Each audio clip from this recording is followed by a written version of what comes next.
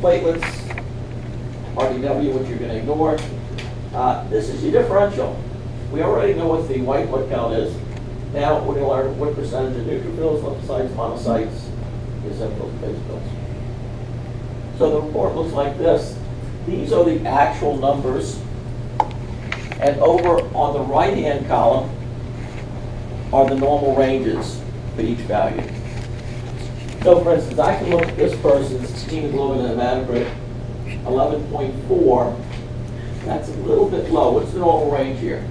11.5 to 15. So we don't even have to memorize the normal ranges. Yeah. Right, so yeah, it'll be on the lab report. But, you know, a lot of times you get information over the phone. Yeah. Okay? And so it's good to, in your mind, to know what to know. If you just remembered what I told you before, that for hemoglobin it's 12 to 15. Now, it's not really 12 to 15. For this lab, it's 11.5 to 15. But that's okay. If you know 12 to 15, you're good. Okay? But this hemoglobin's a little bit low. And so is hematocrit. It's 33.3. Normal in this lab is 15. No, 35 to 46. Okay, see, I said 36 to 45. So that was close enough. So this person has a mild anemia. Now, the MCV is high, 100, normal being up to 99. So it's slightly macrocytic. Okay. That's how you would interpret that. White blood cell count is normal. So what would you do about this? Oh, it's still, all this tells us is the patient's got a mild anemia. We don't know what's causing it. We would have to do an additional workup. Okay. Okay. So we would have to do this. We'd have to do perhaps some of these tests. Okay. One of the tests that might be performed, in fact, it's almost always performed in assessing an anemia, is a reticular cell count. If someone is truly anemic, that's going to lower that patient's oxygen carrying capacity, right? Because they don't have as many red blood cells to carry oxygen. So if you carry in less oxygen to the kids, they release what hormone? Erythropoietin, EPO. And EPO then targets the bone marrow and should result in a reticulocytosis, an increase in the production of reticulocytes. We take too low, cytosis. So the normal response to an anemia should be a reticulocytosis. Now, there are some anemias for which the reticulocyte count is abnormally low. Now, if someone's got a severe anemia and their retic count is normal, it's 1 to 2%, let's say. Is it really normal? No. It's relatively low for what it should be. If someone's got a severe anemia, you're going to expect the retic count to climb up to maybe 5 or 6 or 7%. And if it's only 1 to 2%, which technically is within normal range, it's really not normal. It's relatively low because it should be higher. The bone marrow should be responding, and it's not. Yeah. You know that if somebody has an anemia from a deficiency of iron or B12 or folic acid, the retic count may be elevated, but the bone marrow may not be able to respond. It doesn't have the ingredients to make the cupcakes. So even though you're telling the bone marrow, make some more cupcakes, okay? It doesn't have the stuff, okay? So the retic count would be abnormally low. It could be normal, but it's going to be disproportionately low compared to the anemia. On the other hand, if someone has a hemolytic anemia, where there's a problem with the red blood cells, that they're being destroyed prematurely, that's not an issue with the ingredients. So with a hemolytic anemia, the bone marrow is going to respond to the erythropoietin, and you're going to have a marked elevation in the retic count.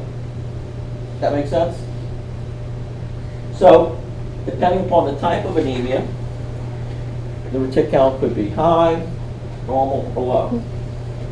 Now, if you suspect someone has an iron deficiency anemia, which is the most common type, you can check serum iron levels.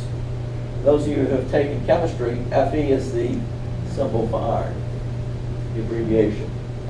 Okay? And what you would expect in the face of iron deficiency is the serum iron level to be low.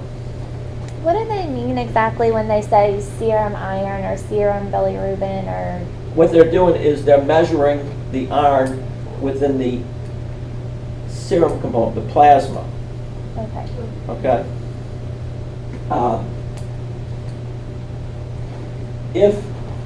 If the plasma still has the clotting factors in it, we call it serum. Okay. If you remove the clotting factors, it's called plasma.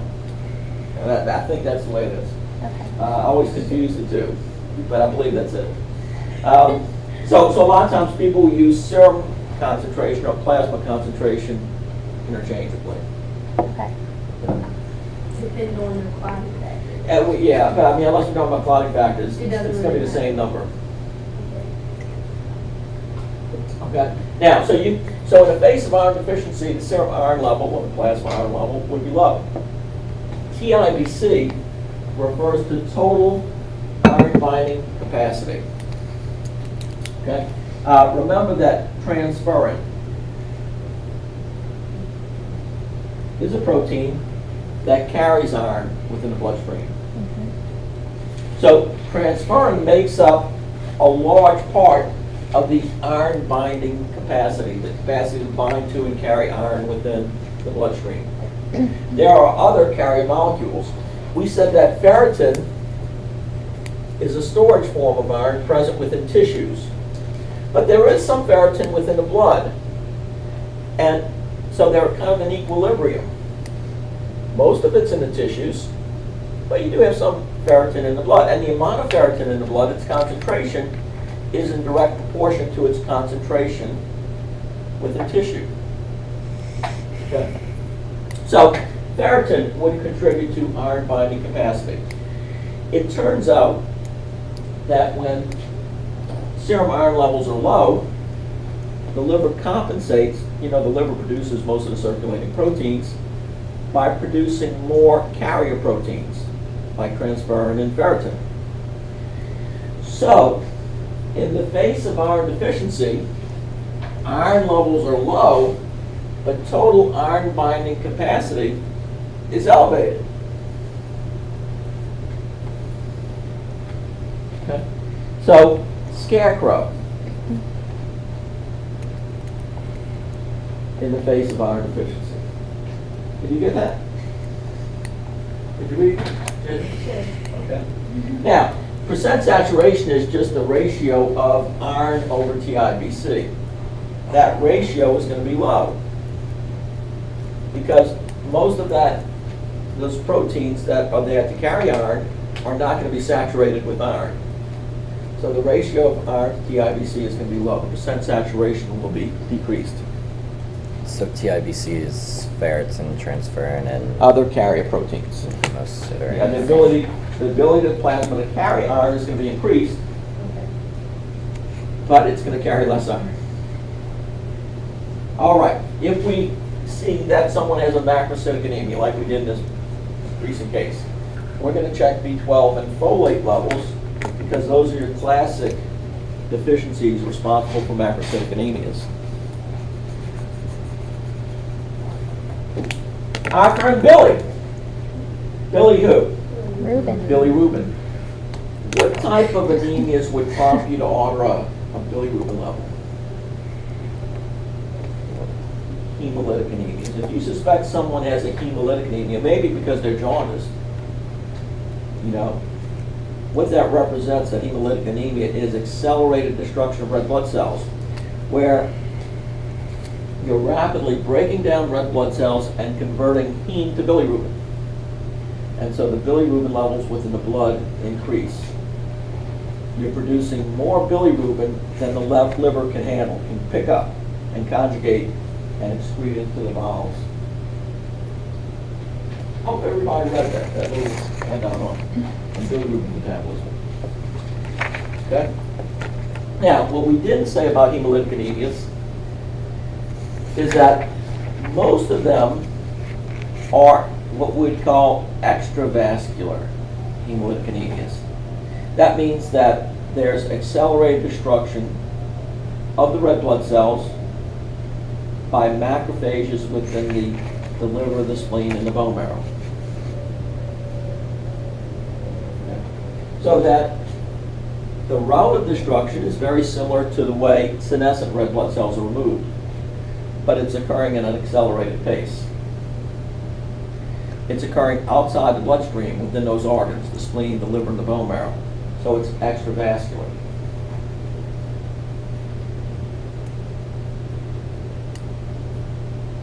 Less commonly, a patient can have an intravascular hemolytic anemia, where red blood cells circulating within the blood break up without being destroyed by macrophages. Okay.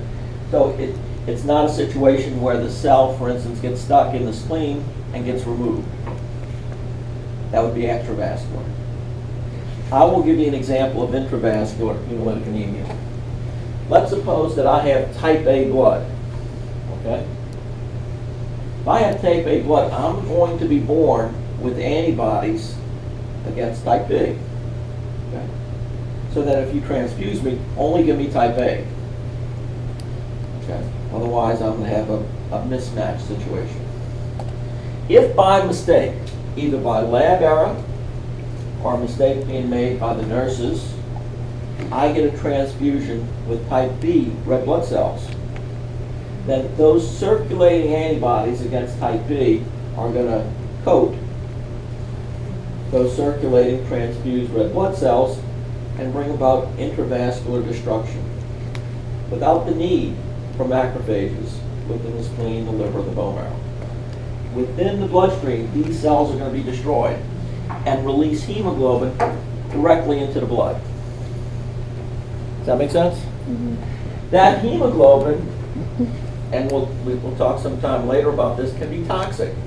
So what happens is haptoglobin is a circulating protein that's going to bind that hemoglobin. Okay? And then it'll carry that hemoglobin to the macrophages in the liver, spleen, or bone marrow, so that it can be further handled, metabolized. Yes? Can you die from being transfused? Oh yeah, for a transfusion reaction, absolutely. How do they treat it like they never Yeah, transfuse the wrong blood? Right, it's mostly supportive care. For instance, if the patient becomes hypotensive, you have to give them intravenous medications to try to support them, bring up their blood pressure until they metabolize or excrete that hemoglobin. And that supports the hemoglobin getting to the macrophages so they can get rid of Right, the it. haptoglobin is going to bind the hemoglobin, because if the hemoglobin is free, it's going to be filtered by the kidney and clog up the renal tubules. It can lead to renal failure.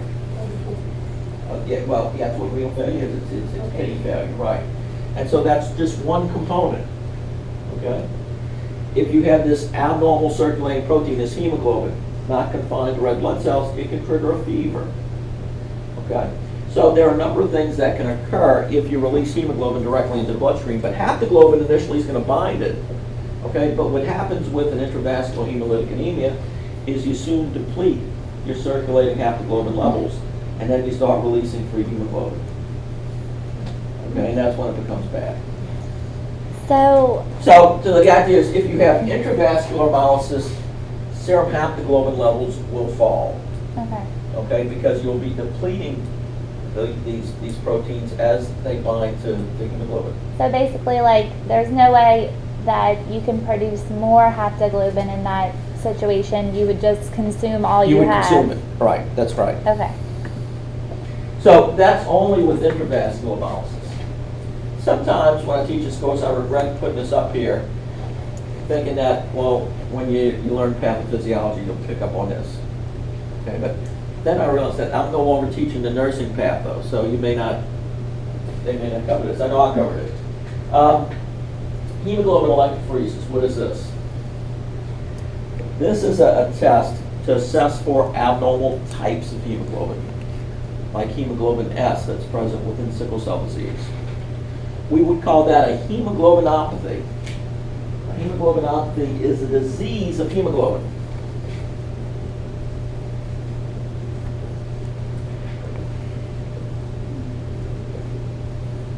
So, a hemoglobin electrophoresis is going to tell us what type of hemoglobin is present within the red blood cells. Ordinarily, we shouldn't see hemoglobin S. There are other types of anemia due to hemoglobin C, another abnormal type of hemoglobin. Well, the hemoglobin electrophoresis would pick that up. Okay. Now, a sickle prep is a rapid test to determine if somebody has any sickle cell hemoglobin. Unlike hemoglobin electrophoresis, it does not differentiate between sickle cell trait and sickle cell disease. Okay? So if someone has a positive sickle prep, you get that information rapidly. You have to follow it up with the hemoglobin electrophoresis. Now, other tests you would do to assess anemia, you might do a urinalysis to see if blood is being lost in the urine.